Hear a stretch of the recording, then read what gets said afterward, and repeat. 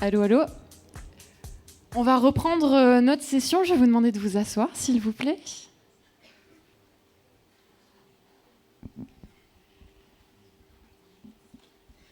Donc la suite de l'après-midi se poursuit et avant d'entamer la prochaine table ronde, on a un nouveau moment de tête-à-tête, c'est un moment d'inspiration qu'on va vous proposer.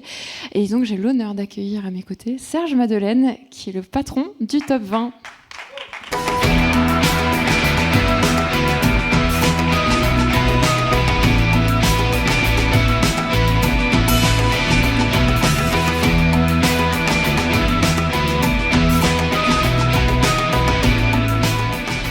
Bonjour Serge, merci d'être avec nous aujourd'hui. Bonjour Julie, bonjour à tous.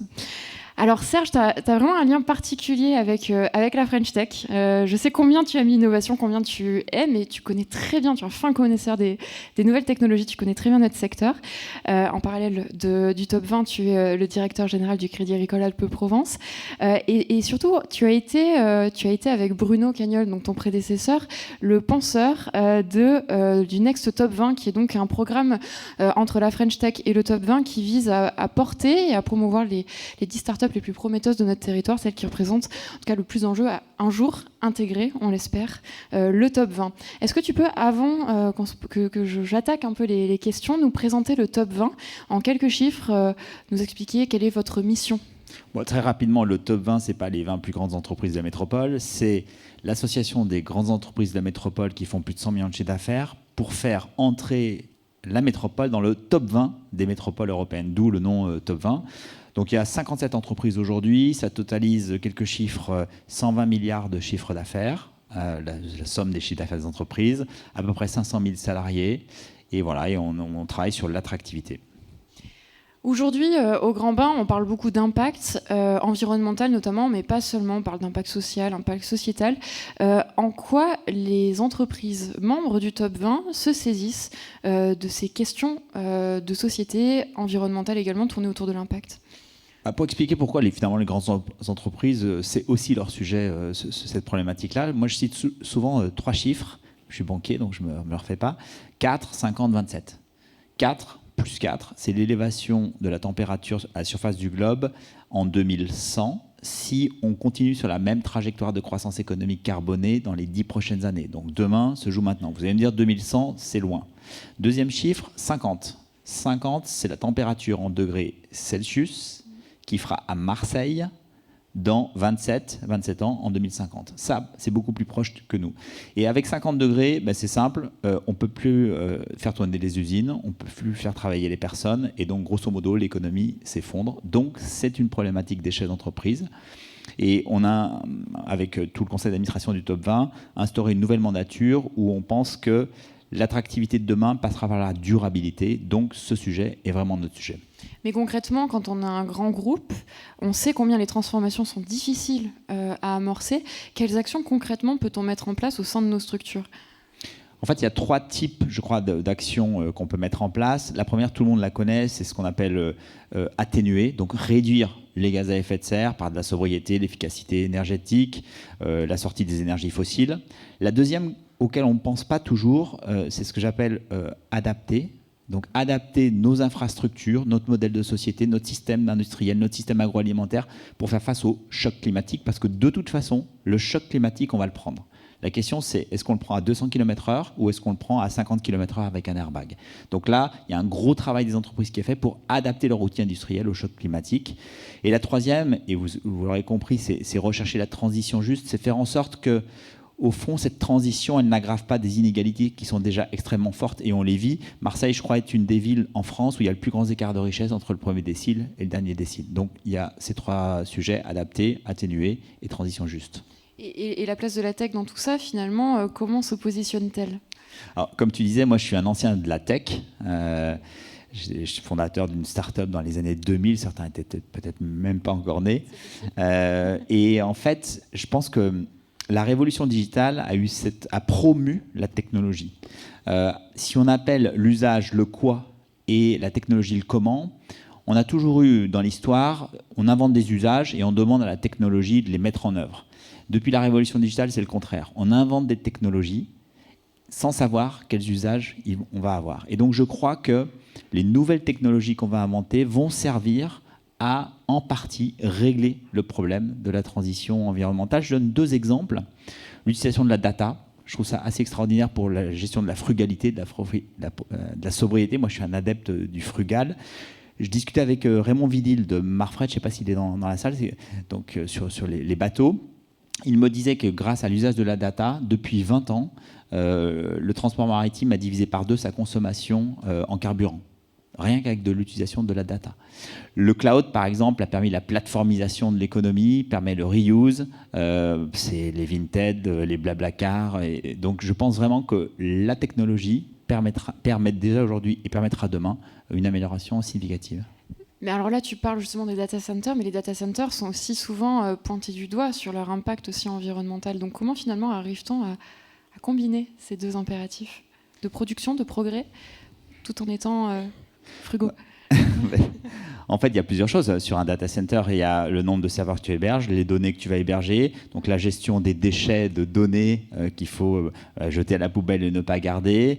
Il y a le sujet du frugal IT. Est-ce que j'ai un code qui est gourmand ou pas gourmand en utilisation d'infrastructures? Donc ces sujets de frugalité sont globaux et touchent vraiment tous les aspects de l'entreprise. On parle beaucoup d'innovation.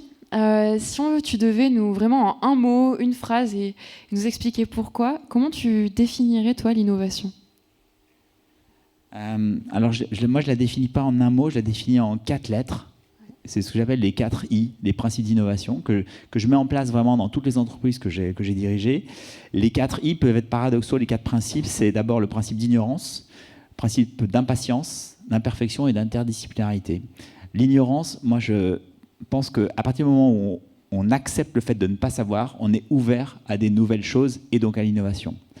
L'imperfection et l'impatience, c'est 2 choses à peu près pareilles. C'est dire, je préfère quelque chose qui arrive vite et qui est imparfait, plutôt que quelque chose qui va prendre 2 ans et qui est censé être parfait maintenant, mais qui en fait ne le sera plus dans 2 ans. C'est l'avènement du MVP, c'est la théorie des petits pas, appelez ça comme vous voulez.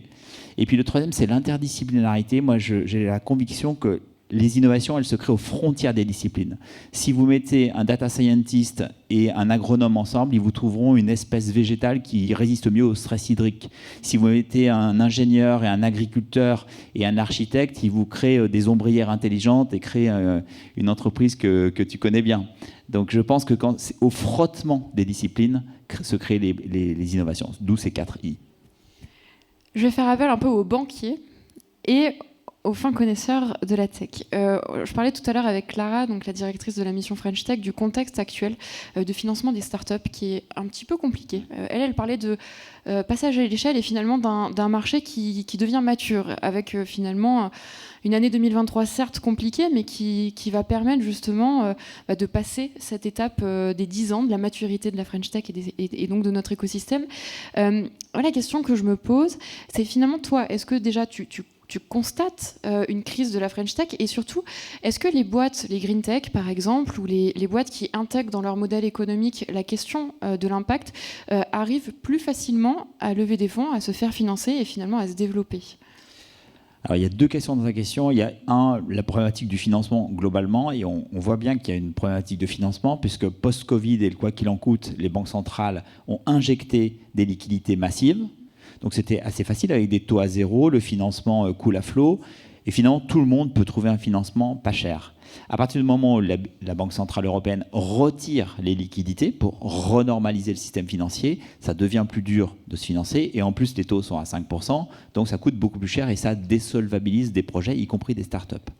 Après, sur le sujet des green tech, qui est un sujet qui va être évoqué ici.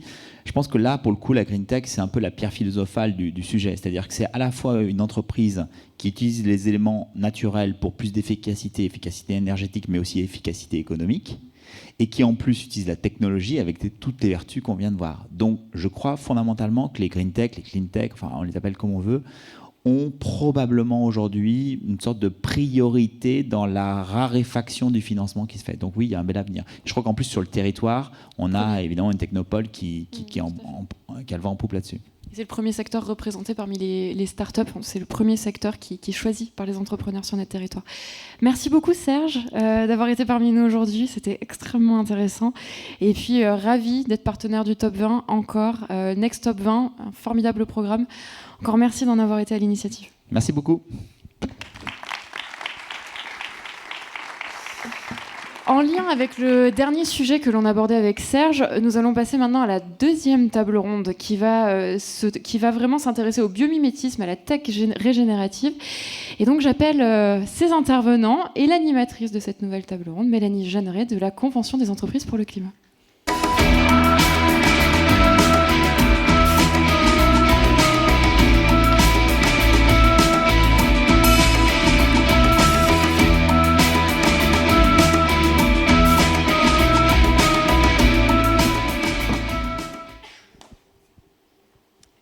Alors, je pensais que c'était toi qui appelais les autres intervenants, mais je vais vous appeler dès maintenant.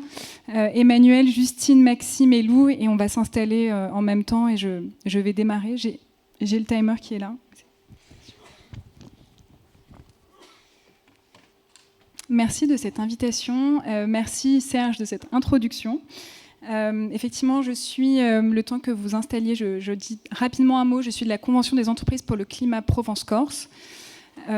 Pour ceux qui ne connaissent pas cette démarche, on a rassemblé, là, actuellement, on a accompagné et on accompagne 500 entreprises en France à remettre et à travailler sur des feuilles de route à visée régénérative. Donc ce sera l'objet de l'exploration de cette table ronde. Et on a effectivement un parcours Provence-Corse avec 67 entreprises, dont Serge est participant, Maxime est participant, on aura l'occasion d'en reparler peut-être. Donc je suis vraiment très enchantée d'animer cette table ronde avec vous quatre. Je vous représenterai un tout petit peu mieux après. Clairement, ça va être un débat peut-être un petit peu d'experts où on va essayer au maximum de vulgariser et d'être clair et simple. Je vous présente... je ne vais pas démarrer tout de suite avec le thème de cette table ronde parce que visiblement tout le monde n'a pas très bien compris de quoi il s'agissait. Mais en tout cas, nous, tous les 5, quand on a préparé cet échange, on s'est dit qu'on voulait être très clair sur le constat et le point de départ de nos débats pour éviter tout malentendu ou tout faux débat en tout cas. Et donc le point de départ pour se prêter à cet exercice-là, avant de vous présenter, le point de départ c'est l'Anthropocène. Alors, je ne sais pas si ce terme est familier pour tout le monde. La description de l'Anthropocène, c'est cette nouvelle phase géologique caractérisée par la capacité de l'homme à transformer l'ensemble du système terrestre. Et très simplement, si on prend très concrètement cet été a été l'été le plus chaud sur les 120 000 dernières années, donc depuis l'histoire de l'humanité. Donc réchauffement climatique, crise de la biodiversité, épuisement des ressources naturelles, acidification des océans, événements climatiques extrêmes.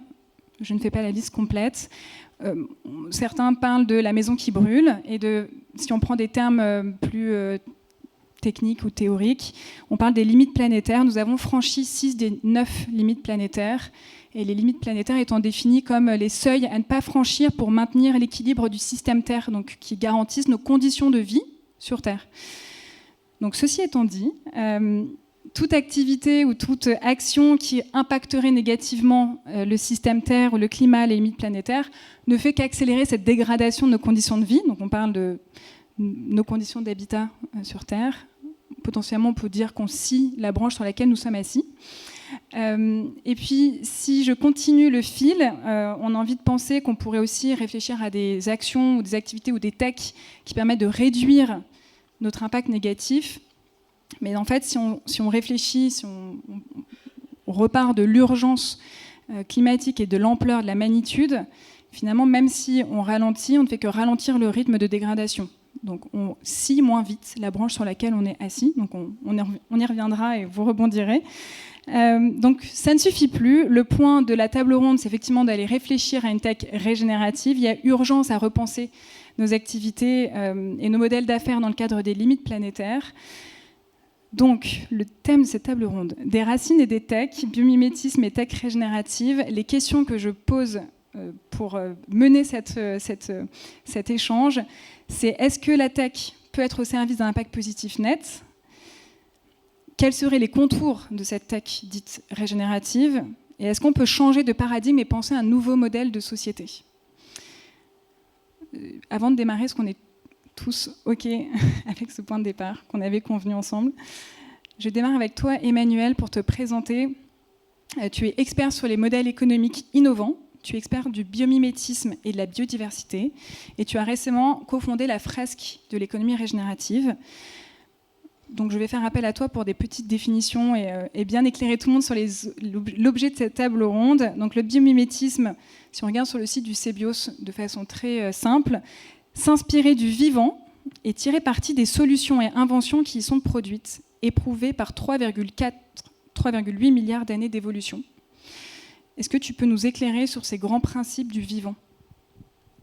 Oui, puisque tu as cité le CBIOS, alors je vais citer Gilles Boeuf, l'actuel président du CBIOS et qui a été un ancien président du Muséum national d'histoire naturelle, et à qui on pose souvent la question, qu'est-ce qu'on peut faire pour le vivant aujourd'hui? Qu'est-ce qu'on peut faire pour sauver le vivant, la nature, la biodiversité?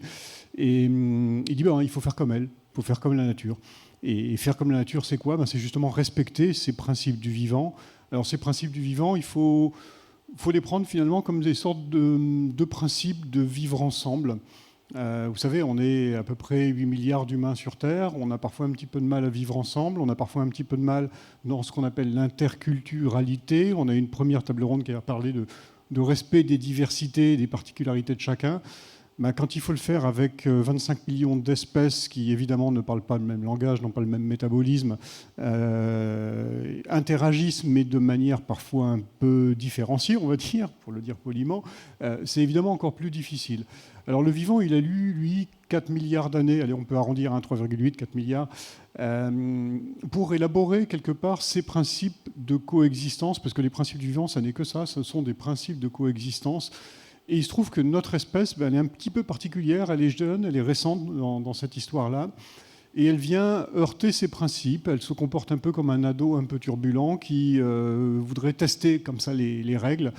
Il le fait tellement bien qu'on arrive effectivement au constat qu'est l'Anthropocène, sur lequel d'ailleurs en deux mots, l'Anthropocène, ou simplement la manière dont on percute les limites planétaires.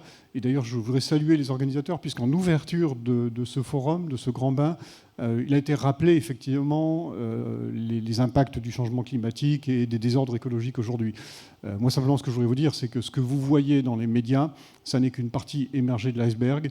Ce qui est en dessous est encore pire en termes de tendance, de transformation, d'affaiblissement du système de régulation planétaire, de cet équilibre qui s'est mis en place pendant 4 milliards d'années, parce que nous avons à l'extrême simplifié la machine vivante du système planétaire. Je vais donner simplement un chiffre. Si vous prenez uniquement la biomasse totale des mammifères sur Terre, et je dis bien tous les mammifères, y compris les très gros, les baleines, les éléphants, etc., dans cette biomasse, vous avez à peu près 60%, 30%, c'est l'homme. 66%, ce sont nos animaux d'élevage, les vaches, les cochons, les moutons, etc. Enfin, beaucoup de bovins là-dedans. Et il ne reste plus que 4% de poids total de mammifères sauvages.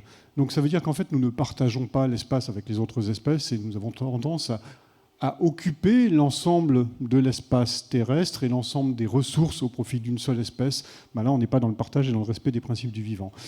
Et alors ces principes du vivant, je vais en donner quelques exemples. Encore une fois, ce sont des règles non inscrites, mais des règles qui ont émergé par coévolution au fil des milliards d'années. Le fait simplement de ne produire aucun déchet. Il n'y a aucune espèce vivante sur Terre qui ne produit une substance qui ne puisse être dégradée par une autre espèce. Il y a un principe de frugalité dans l'usage de l'économie, tout simplement parce que des espèces qui ne respecteraient pas ce principe de frugalité dans l'usage de l'énergie, j'ai dit l'économie, lapsus intéressant, elles seraient balayées par le filtre de l'évolution. Il y a des principes d'organisation en réseau, de coopération, de symbiose, d'interdépendance. Il y a des principes tout simplement de diversité. Et on voit bien que nos logiques industrielles aujourd'hui, elles ne respectent pas ça. On est dans une gabegie énergétique absolue, totale. On est dans un non-respect de la diversité parce que notre modèle industriel suppose de produire en grande quantité, en grand volume, dans des processus qui vont être normés, standardisés. Ça, c'est pareil, ça fait la négation de la diversité. Je n'ai juste un exemple. Si on fait de l'agriculture industrielle, vous avez des hectares et des centaines d'hectares de culture, une seule espèce, mais même un seul individu, puisque ce sont des clones génétiquement du même individu. Tout ça permet d'avoir des tiges qui font 90 cm de haut. on règle la hauteur de la barre de coupe de la moissonneuse-batteuse une fois pour toutes, et hop, on moissonne tout ça d'un seul coup. Mais en fait, une prairie naturelle, ça ne ressemble pas à ça. Les tiges ont des hauteurs différentes, il y a des espèces différentes, on a un écosystème qui est très diversifié. La tendance naturelle du vivant, c'est de foisonner en permanence, c'est de créer de la diversité. Et ça, c'est vraiment un choc pour nous dans nos cultures. Donc voilà, les principes du vivant, s'il fallait en retenir un, le principe des principes, c'est la diversité. Merci. Pour continuer sur les définitions, peut-être en une phrase, j'aimerais qu'on creuse cette logique de régénératif. Juste le régénératif, pour vous partager cette définition, le dictionnaire nous dit tout simplement qu'il y a le pouvoir de reconstituer un tissu, un organe, une partie détruite, avoir la faculté de régénération. Exemple, les eaux se régénèrent, un végétal régénère l'air. Est-ce que tu peux nous dire en une phrase, c'est quoi l'économie régénérative ? Une forêt se régénère après un incendie, une zone humide se régénère après une sécheresse. Nous, effectivement, une économie régénératrice, alors on pourrait prendre la métaphore de l'agriculture, par exemple. On va avoir une forme d'agriculture qui va éroder les sols, qui va les stériliser, qui va les tasser, qui va épuiser les eaux profondes, qui va appauvrir la biodiversité de ces sols. Et puis on a d'autres formes d'agriculture, on peut penser à la permaculture ou à l'agroforesterie, ou à l'inverse, justement en misant sur la diversité, on va régénérer cette capacité des sols à abriter la biodiversité microbienne, à stocker l'eau, à stocker les nutriments. La régénération, c'est un principe de cicatrisation finalement, mais qu'on va pouvoir accompagner et qu'on va pouvoir aider. Une économie régénératrice, c'est une économie effectivement qui va régénérer le vivant, les écosystèmes, les humains, le tissu social, et faire en sorte qu'on retrouve ce potentiel d'évolution, d'adaptation dont on a plus que jamais besoin aujourd'hui. Merci pour cette introduction, ce qui me permet de passer le micro donc, à Justine. Justine, tu es fondatrice et dirigeante de Mycophyto. Et pour vous présenter, en fait, en général, vous dites que vous n'avez rien inventé. Votre invention, c'est de ne rien inventer, donc ça va plutôt à l'inverse de ce qu'on imagine dans la tech. Est-ce que tu peux rebondir, en plus ça fait le lien avec le thème des racines et des tech, présenter peut-être Mycophyto et nous dire, rebondir sur cette idée-là de tech potentiellement régénérative. Oui, tout à fait. Oui, c'est vrai que nous on dit qu'on n'a rien inventé ou alors qu'on a fait de l'innovation avec quelque chose de très vieux. Donc, je ne sais pas si on est les meilleurs en pitch, mais en tout cas, oui, Mycophyto, c'est vraiment finalement le titre de cette table ronde, des racines et des techs. Nous, nos racines, elles sont basées sur un concept naturel sur lequel on s'inspire. On rentre effectivement dans ce biomimétisme ou bio-inspiration. C'est un concept qui a 450 millions d'années, qui a permis aux plantes qui étaient aquatiques de venir coloniser la Terre en s'associant avec des champignons du sol, des champignons microscopiques qui vont venir aider ces plantes à aller capter des nutriments, à aller capter de l'eau également. Et donc, ça permet bien de réduire les besoins en engrais carbonés et ça permet de répondre à des enjeux de changement climatique. Alors, une fois qu'on a montré ce concept biologique qui paraît marcher finalement très bien, ça paraît simple, ça n'est pas tant que ça finalement dans un contexte agricole, dans un contexte anthropisé où la main de l'homme intervient pour venir produire quelque chose.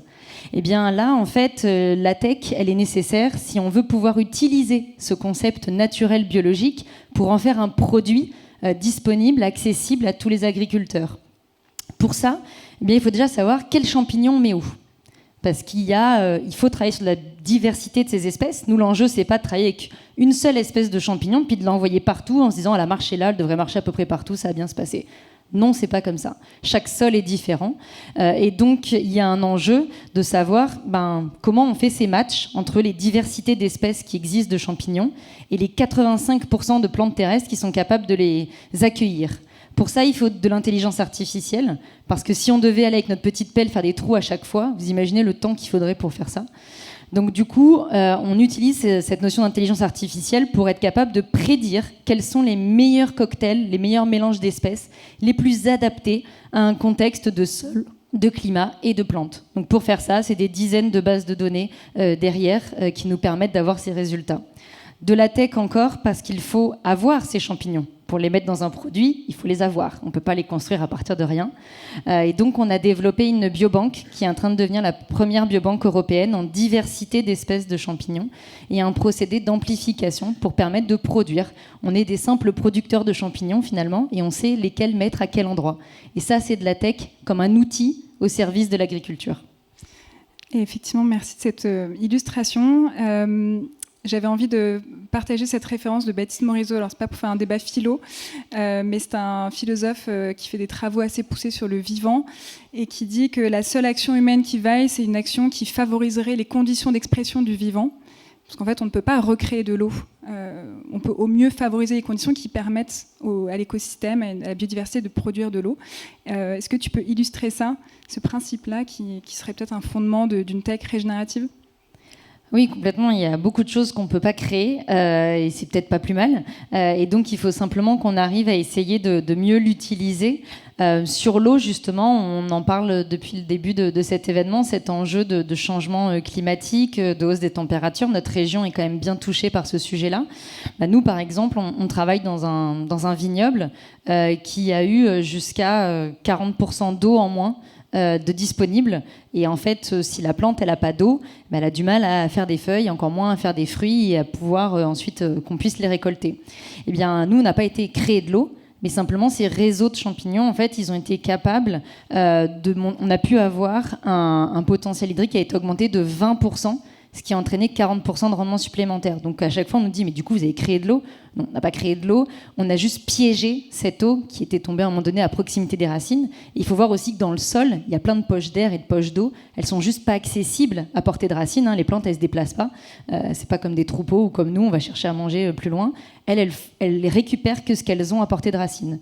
Si ce réseau, il a augmenté de milliers de kilomètres, ça augmente les possibilités. Merci. Alors peut-être ça parle pas à tout le monde, une tech basée sur les champignons, ça va peut-être pas vous concerner directement. Maxime, du coup je te passe la parole parce que ça va être peut-être une tech qui va plus parler, on va dire, tu es RSE presque natif en termes de plateforme, tu es cofondateur et dirigeant de Maoboa. Je te laisserai expliquer ce que c'est, mais en préparant l'échange, tu m'as dit que tu risquais d'être déceptif pour le public tech, potentiellement même que la tech actuellement Maoboa n'est pas régénérative. Donc je te laisse expliquer. Oui, donc je vais commencer par expliquer pourquoi je vais être déceptif. En effet, nous on n'a pas la chance d'être, comme Justine, en lien direct avec le vivant. On est plutôt traditionnel dans la technologie puisqu'on fait exactement ce que présentait tout à l'heure Serge. On utilise des serveurs, on a une plateforme digitale, donc on va puiser plutôt des ressources et pour certains des matériaux rares qui sont dans les serveurs pour mettre à disposition de notre service. Donc forcément, par défaut, on ne peut pas dire qu'on soit une technologie régénérative puisqu'on a plutôt vocation à être une technologie qui dégénère le vivant. Une fois qu'on a dit ça, j'espère avoir quand même un brin d'optimisme dans ma participation à la table ronde. Notre métier, nous chez Maoboa, c'est d'accélérer les transformations des entreprises en permettant à tous les collaborateurs d'en être les acteurs. Donc faire en sorte que chaque collaborateur puisse accélérer et être acteur de la transformation durable de leur boîte. Et donc si on prend l'exemple d'entreprise qu'on va accompagner, on va faire en sorte que chaque collaborateur puisse comprendre les enjeux de durabilité de leur entreprise, se les approprier et être contributeur à des actions très concrètes dans leur organisation. Et donc c'est ça notre principal levier pour tendre vers la régénération, c'est de s'assurer que finalement, aujourd'hui on a un levier très fort, toutes les boîtes technologiques ont la chance d'avoir un enjeu de scalabilité, c'est une manière dont on va mesurer le succès de nos boîtes. Donc aujourd'hui, nous on a un peu plus de 12 000 utilisateurs dans près de 85 pays. Notre seule manière d'être régénératif, c'est de donner les moyens à chacun de ses collaborateurs, chacun de ses utilisateurs, de transformer le modèle de leur propre entreprise. Donc Maoboa ne sera régénératif que si et seulement si on permet à nos utilisateurs de construire le modèle régénératif de leur propre entreprise. Et donc d'accompagner des boîtes dans la région comme Tenergy, comme Constructa, comme beaucoup d'entreprises qui veulent tendre vers ce nouveau modèle et qui sont convaincus que seules les directions ne vont pas y arriver. C'est bien toute la force vive de leur organisation. Et donc de donner les clés finalement aux collaborateurs dans cette transition. Est-ce que juste du coup tu peux appuyer sur la distinction entre peut-être une démarche ou un paradigme RSE, donc réduction d'impact, faire moins pire, et un paradigme régénératif, c'est l'objet de la table ronde. C'est quoi le sursaut, le passage entre les deux ? En fait, il y a deux manières de considérer l'impact. Soit vous êtes respectueux dans vos bonnes pratiques de plein d'enjeux de durabilité. Donc vous allez mettre en place, vous allez faire votre bilan carbone pour évaluer votre impact carbone. Vous allez mettre en place des chartes d'éthique et de responsabilité, des chartes de diversité. Donc vous allez, dans vos pratiques de travail, être plus ou moins faire vis-à-vis d'un contexte environnemental et social, soit, donc ça, voilà, je fais de la RSE, ce qu'on appelle un peu à la CE, c'est de la RSE à la papa, donc d'être déjà engagé, mais de manière durable auprès de vos parties prenantes. Une autre manière de faire de la durabilité un peu plus extrême et beaucoup plus ambitieuse, c'est de s'assurer que votre modèle soit durable. C'est-à-dire que je vais m'assurer que mon modèle tende vers la régénération et faire avec autant d'ambition ce que fait Justine, c'est-à-dire s'assurer que mon entreprise, elle, oui, exploite de la ressource pour créer de la valeur économique, mais aussi créer de la valeur et des ressources naturelles. Et donc c'est ça un petit peu le Graal de ces modèles de durabilité. Donc c'est de faire, bien sûr, d'exercer avec des bonnes pratiques, mais avec une finalité de l'activité qui soit beaucoup plus durable. C'est là justement où on pense tendre vers ce modèle régénératif, c'est que notre finalité à nous, en tant que société, c'est d'accélérer la transition des entreprises. Merci. Ça me permet de passer la parole à Lou. Lou, toi, tu travailles chez Carbon 4 Finance, je le dis en version française, et tu es également coprésidente de l'association Data for Good. On va y aller direct. Toi, tu ne crois pas trop au concept de tech régénérative. Ton message, c'est plutôt la technolucidité. Avec toi, on peut peut-être aborder le risque ou la crainte du technosolutionnisme et que tu nous en dises un peu plus sur ce débat-là. Oui, merci. Du coup, avec Data for Good, on est une communauté de data scientists, data analysts, tous les métiers de la tech bénévoles qui donnent de leur temps pour accompagner des projets à impact sociaux ou environnementaux. Et ce qu'on aime bien mettre en avant en fait comme message, et on trouve que c'est important de le rappeler dans ce genre de moment, c'est aussi pointer toutes les limites de la technologie et ce qu'elle peut et ce qu'elle ne peut pas faire. Et notamment la première chose quand on développe une technologie, c'est de systématiquement se rappeler que la technologie a toujours un impact en soi. Donc elle va toujours consommer des ressources, de l'eau, de l'énergie, des métaux. Par exemple, un ordinateur de 2 kg, il a fallu 26 kg de produits chimiques, des centaines de kilos des centaines de litres d'eau, énormément de métaux pour le fabriquer. Donc c'est très important d'avoir en fait cette matérialité en tête quand on constate, et je trouve que les choix sémantiques sont vraiment forts, quand on constate que tout essaye de nous faire penser que ce monde est immatériel. Donc on a parlé de cloud tout à l'heure, c'est quand même étonnant de parler de cloud qui nous évoque un nuage quand on sait que 99% des données numériques qu'on utilise, elles transitent par des énormes câbles sous-marins. Donc ça, c'est le premier point, la matérialité. Le deuxième point, c'est l'effet rebond. Donc à chaque fois, ce qu'on constate aujourd'hui, l'effet rebond, ce que c'est, ça veut dire qu'à chaque fois qu'on va développer une technologie qui est censée améliorer l'usage d'une ressource, en fait, systématiquement, on va intensifier son usage. Et ce qu'on observe dans la réalité, c'est qu'à chaque fois qu'on a créé des nouvelles technologies qu'on pensait géniales parce qu'elles allaient réduire les usages de tel ou tel, les impacts de tel ou tel usage, ben en fait, systématiquement, on a augmenté l'usage. Donc, par exemple, je trouve que l'aviation, c'est quand même très intéressant. Depuis les années 90, on a divisé par 2 l'intensité par passager kilomètre d'un avion. Mais dans le même temps, on a multiplié par plus de 4,5 le trafic, ce qui fait qu'en fait, les émissions absolues ont été multipliées par plus de 2.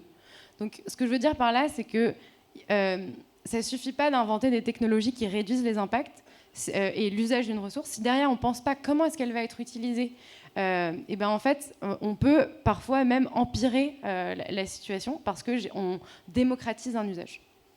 Et le dernier point que je voulais souligner, c'était celui que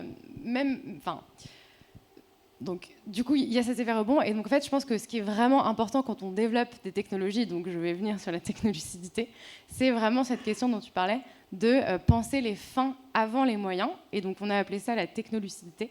C'est-à-dire de vraiment systématiquement se poser la question de quel est le besoin auquel on veut répondre. Est-ce que ce besoin est compatible avec un monde en harmonie avec le vivant? Et une fois qu'on a établi ce besoin-là, on peut penser le comment. Mais on est obligé de remonter un cran au-dessus si on veut résoudre la problématique, pas que climatique, mais écologique en général. Juste avant d'enchaîner sur ta casquette Carbon 4 Finance, Emmanuel, est-ce que tu voudrais pas rebondir sur la partie technosolutionnisme? Parce que je pense qu'on a un public plutôt friand de la tech. On a dressé le décor, l'état de l'environnement, l'écosystème Terre. On a quand même très envie de croire que la technologie peut nous sauver. une petite digue pour stopper la montée des eaux, une techno pour capter le carbone. Est-ce que tu peux mettre un complément sur les limites du technosolutionnisme? Alors, un complément non, et puis après il y aurait beaucoup de choses à dire, mais sur des questions plutôt d'éthique, de garde-fous, de choses comme ça, mais rien à rajouter à ce qu'a dit Lou. Non, simplement peut-être une question d'humilité dans ce rapport effectivement aux problématiques auxquelles nous sommes confrontés aujourd'hui. Il faut se dire qu'en 4 milliards d'années d'évolution, il y a des milliards d'espèces qui nous ont précédés. Elles ont toutes été confrontées à des problèmes au moins d'ampleur équivalente à ceux auxquels on est confronté aujourd'hui. Donc les solutions, elles existent. Il faut qu'on aille observer dans le vivant comment ça s'est passé. Et la solution, elle n'est pas technique, elle est adaptative, elle est comportementale, elle est collective, elle est dans d'autres manières de coopérer, dans d'autres manières d'interagir avec nos écosystèmes. Elle n'est pas nécessairement par un objet qui peut être dans une boîte ou dans un logiciel qui va tourner sur un serveur. Bon, c'est juste une petite remarque. Si je peux compléter, je trouve que Aurélien Barraud, il le dit très bien quand il explique que en fait, même si on trouvait une technologie qui nous permettait de générer de l'énergie 100% verte, etc., en fait, ce serait peut-être même la pire des solutions, parce que en fait, le problème, c'est pas tant les technologies qu'on utilise, c'est que tant qu'on vit dans un monde où en fait, on valorise le fait de transformer des forêts primaires en dalles de parking, en fait, on n'aura pas résolu le problème. Donc le problème, c'est vraiment pas la technologie, mais c'est ce qu'on en fait. Très bonne transition, parce que j'allais dire, le GIEC est assez unanime, enfin, il n'y a pas de débat sur un des axes de la solution, qui est de changer nos modes de vie et d'aller viser, donc c'est les engagements européens, d'aller viser une réduction massive des émissions de gaz à effet de serre, avec à minima, le chiffre qui est annoncé, c'est une réduction de 55% à horizon 2030. Donc en fait, je ne sais pas si vous avez déjà calculé vos empreintes carbone individuelles ou de vos entreprises. Au mieux, on peut facilement viser une réduction de 5%, 10% par an. Par an déjà, c'est bien. En fait, atteindre une réduction divisée par 2 ces émissions de gaz à effet de serre, c'est très compliqué si on ne change pas son modèle et si on ne change pas sa façon de vivre et d'agir. Est-ce qu'avec ta casquette du coup Carbone 4 Finance, tu peux nous partager aussi, éclairer cette réflexion-là sur l'empreinte carbone et sur les nouveaux indicateurs pour évaluer une activité? Je commence avec un petit spoiler pour dire que vraiment le carbone, c'est le petit bout de la lorgnette du problème, et que quand on regarde le carbone, on passe à côté de toutes les problématiques du vivant, et donc c'est vraiment un indicateur qu'on ne peut pas regarder tout seul.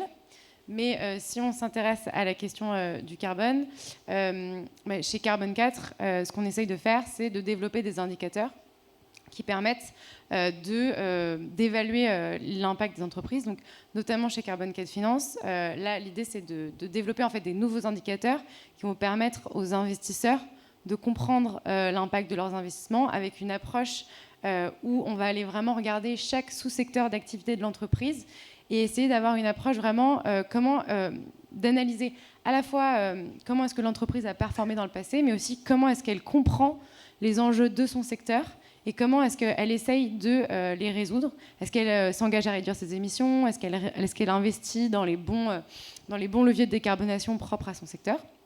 Donc ça, c'est vraiment pour aider les investisseurs à mieux investir et à identifier quelles sont les entreprises qui intègrent au mieux les enjeux environnementaux dans leur stratégie. Mais chez Carbone 4, de manière générale, on développe aussi des outils pour les entreprises qui essayent de dépasser le simple bilan carbone, parce qu'en fait, le bilan carbone, c'est intéressant pour partir d'un point A à un point B, de mesurer ses émissions et d'essayer de les résoudre, mais ça ne répond pas à la question, est-ce que ce que je fais sert vraiment à quelque chose? Et donc du coup, pour ça, on a développé un indicateur qui s'appelle le SCAP, donc le score de compatibilité avec les accords de Paris. Et cet indicateur, il va permettre de poser la question du besoin auquel on répond, et du coup de comparer les entreprises non pas proprement dans leur secteur, mais aussi en fonction du besoin auquel elles répondent. Donc par exemple, juste pour vous donner un petit exemple, et après j'arrête avec les indicateurs techniques, mais par exemple, on va regarder le besoin se déplacer, et on ne va pas comparer tous les acteurs qui font des voitures entre eux, mais on va comparer des acteurs qui font des vélos avec des acteurs qui font des voitures, parce qu'ils répondent tous à ce même besoin de se déplacer. Et donc ça permet d'aller un cran plus loin dans le pourquoi et pas que le comment. Non, merci, c'était l'objet de ma question, les indicateurs. Parce qu'en fait, on est en train de définir les contours de cette fameuse tech qui pourrait être régénérative, qui inclut dedans, voilà, ça ressort chez tout le monde, la finalité, l'usage, répondre à un besoin fondamental, un besoin humain fondamental. Il y a cette logique de réduire son empreinte déjà inhérente de façon drastique, de valoriser les conditions d'expression du vivant. Mais en fait, j'allais dire de façon hyper concrète pour les personnes qui sont dans la salle, Maxime, est-ce que tu peux donner un témoignage de ce que ça voudrait dire, en tout cas chez Maoboa, une réflexion sur compter différemment son empreinte ou ses indicateurs? Ouais, alors ce que je propose, c'est de reformuler la question sur quelque chose sur lequel... Non, c'est simplement pour faire le lien avec la partie finalité. En fait, nous, on est en train de revoir, et notamment notre parcours à la CEC nous amène beaucoup à réfléchir à notre modèle et l'impact de notre modèle.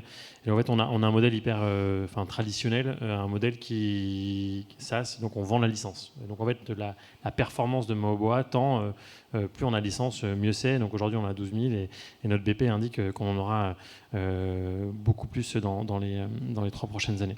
Donc ça, c'est un modèle assez traditionnel. Donc là, ça ne va pas avec tout le discours qu'on a fait jusqu'ici, qui était c'est quoi la finalité? Et en fait, si on arrête juste à un modèle traditionnel de Maoboa, c'est la finalité, c'est que tu vends des licences. Alors, nos licences ont plutôt vocation à faire quelque chose, mais on en arrête là. Donc, on est en train de réfléchir sur, et on est en train de le construire avec nos clients, est-ce qu'on pourrait intégrer la finalité en tout cas l'objectif que vous allez faire avec vos collaborateurs dans l'outil dans le modèle économique. Et ça se retranscrit de manière très concrète, et on est très fiers de lancer cela avec un bêta-testeur qui est le groupe Fnac Darty, qui était venu nous voir initialement pour déployer toute sa feuille de route RSE avec l'ensemble de ses salariés. Et on leur a posé la question de manière... On a beaucoup nourri la réflexion, et la finalité pour eux, c'était d'arriver à un vrai switch. Fnac Darty est particulièrement engagé dans sa démarche. Et ils ont un gros sujet sur la durabilité, sur le réemploi des équipements que vous achetez chez vous lorsque vous achetez une télé, par exemple. Et donc, on est allé jusqu'au bout de l'exercice, on leur a posé la question, est-ce que, en fait, au lieu de proposer un modèle un peu standard pour les 20 000 personnes en magasin, est-ce qu'on peut adresser une population un peu plus spécifique qui, elle, a vraiment la capacité de faire un switch dans l'organisation, qui est ça notre finalité. Notre finalité, c'est de faire des switches dans les boîtes. Et donc, finalement, le périmètre s'est réduit. Là, on adresse 800 personnes, mais qui ont la capacité de décider, qui sont des référents RSE, et donc forcément beaucoup plus partie prenante dans la capacité à transformer leur modèle. Le modèle économique déroule de cela aussi, puisqu'on ne parle plus que de licence, on parle finalement d'un programme d'engagement qui tend vers cette finalité de transformation. Et donc finalement, nous, on essaye en tout cas de corréler les deux, c'est-à-dire que notre modèle économique va devenir de plus en plus adossé à la finalité de notre modèle, qui est finalement aussi le succès qu'on vend aux clients. Notre client va être content si la licence est utilisée à bonne fin, qui est l'objectif qui s'est mis en place. C'est vrai que je me suis permis de reformuler pour corréler les indicateurs, mais en tout cas c'est important.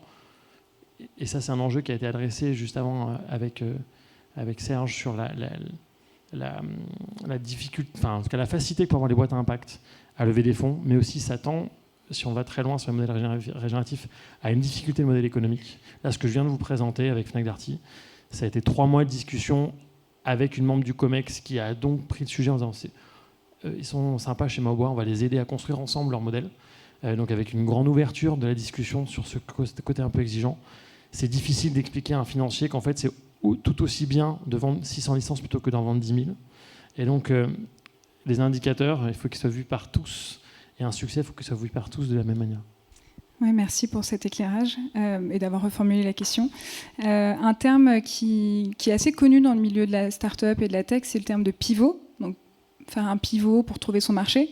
Est-ce qu'il n'y a pas un pivot pour la tech et pour les start-up de la tech, un pivot pour aller être en adéquation avec les limites planétaires et les principes du vivant? Ouais, alors le grand avantage qu'ont les start-up, c'est leur agilité et un truc qu'on a tous vécu, j'imagine, autour de la table, et ceux qui sont dans la salle, c'est réfléchir à notre why, le why, how, what, c'est quoi la finalité de la boîte, etc. Et donc on peut se la poser beaucoup sur notre technologie, on peut aussi se la poser si on prend un autre angle. Donc si on prend un angle de durabilité, on peut reposer le why du why du why, et donc finalement, qu'est-ce que ma boîte, enfin quelle empreinte va avoir ma boîte derrière. Donc le pivot, il peut totalement s'imaginer.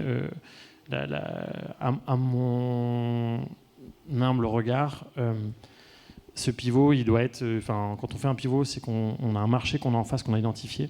Et donc la vraie difficulté que peuvent rencontrer les boîtes quand elles tendent vers un modèle un peu innovant sur la régénération, c'est de s'assurer que le marché soit prêt à l'accueillir. Et donc ça c'est forcément...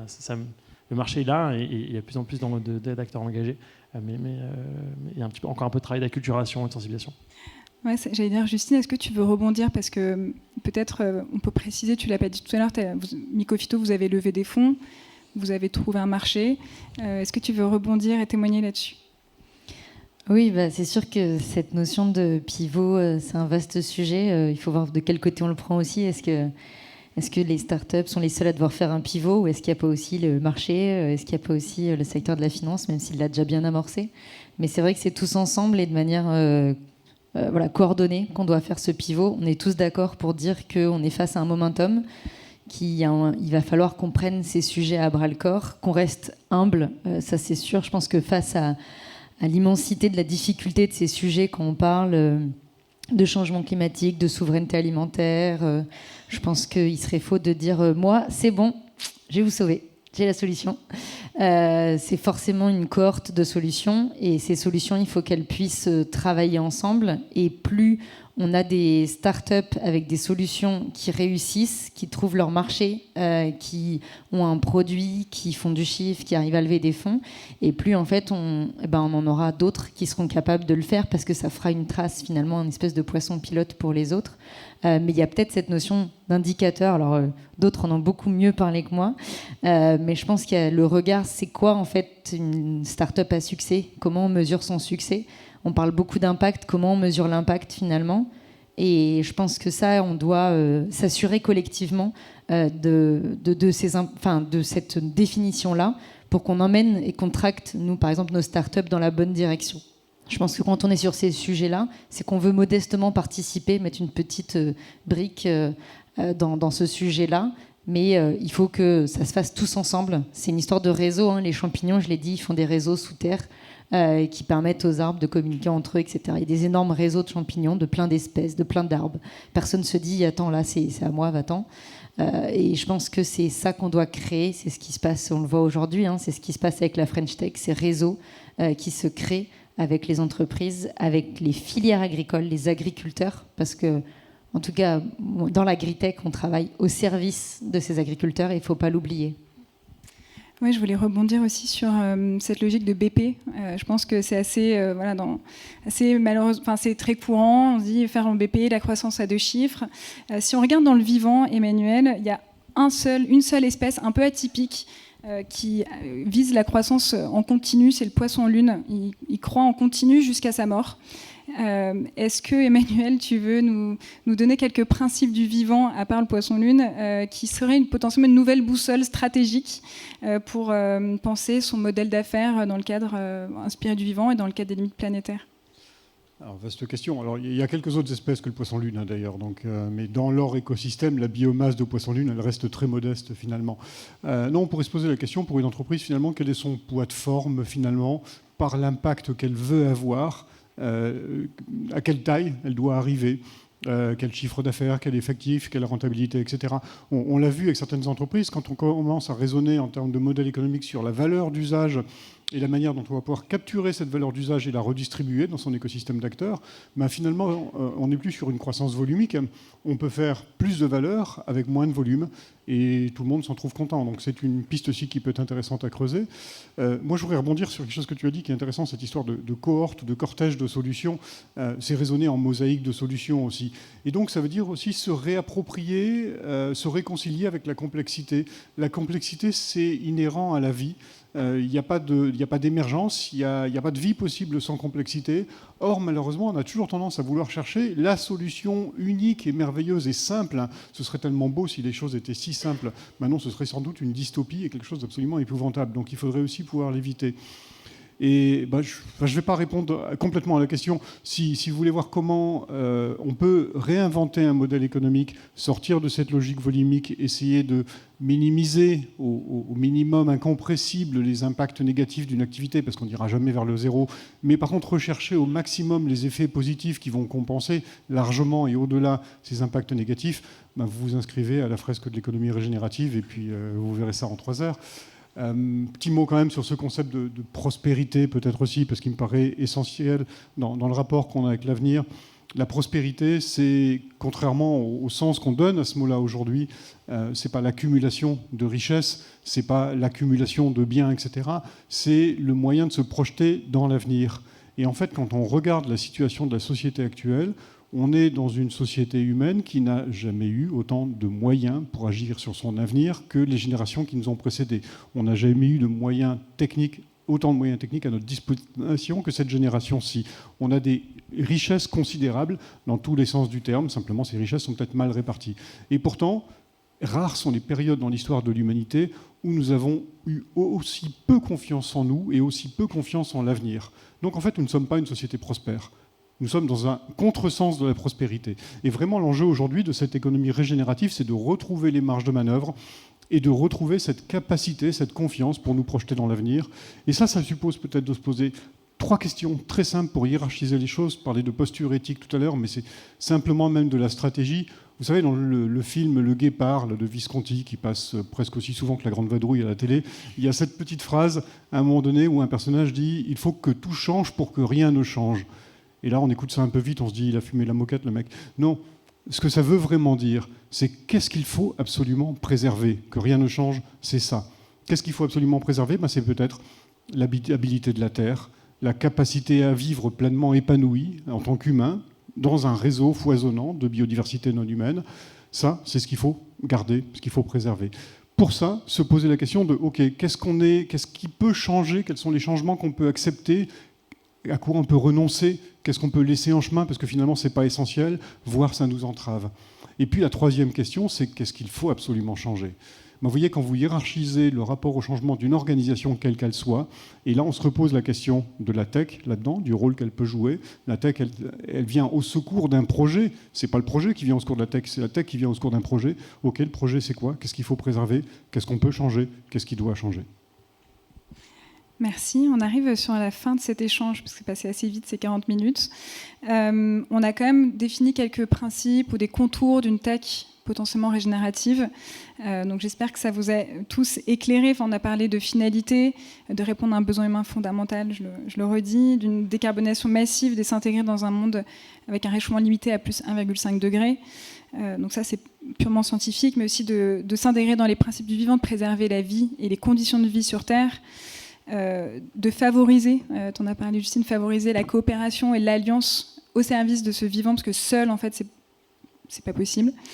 On a pensé à effectivement ce que ça implique, mais on a tout survolé sur le modèle économique, l'évolution du modèle économique, forcément que ça doit impliquer.